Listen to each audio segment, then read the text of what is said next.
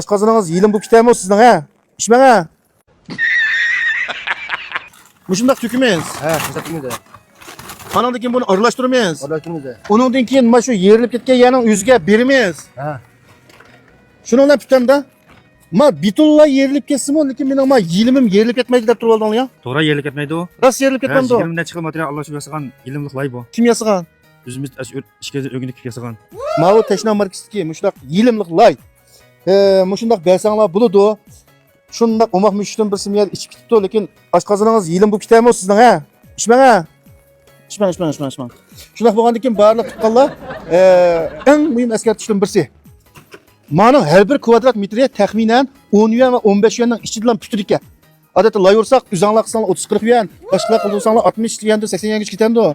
Lekin endi men shu umoq mushuklar o'tirib, mushuklarni qilishimdagi maqsad nima desanglar, butun Xinjiangdagi do'stlarning mush xabarni bir bilib berishini, ondan keyin mush yerilib ketgan o'rinning o'ziga mushunga o'xshash yilimliq layning o'zini berib, chiqini tejab qilish bilan birga foydalanib qolishinglarni umid qilamiz. Yer yuzidagi mana da ko'tarib ketgan yana ustiga bersanglar bo'ldi.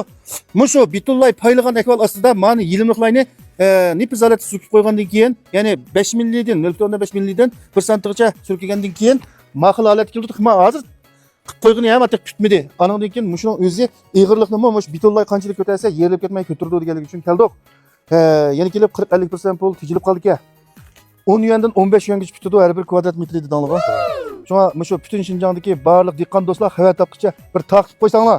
Necha vaqtdan shirkatning o'zi ash bevosita taraqqiy qilgan shaharlardan akilatdik-ku. Hozir Qucha shahriga zavod qurilgani necha yil bo'ldi?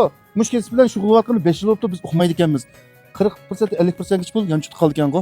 To'g'ri. Tashna markasdagi mush xil yilimliq layni anandan keyin mushning ustiga beradigan o'lchamlik sirni lozim degan do'stlar top parcha taqdigan bo'ldinglar-ku. To'g'ri. Telefon nomer? Aloqa telefon nomeri 137 79 74 34 40. Ma'qul do'stlarning qo'llag'idan ko'pdan ko'p rahmat. Dininglar salomat bo'lsin.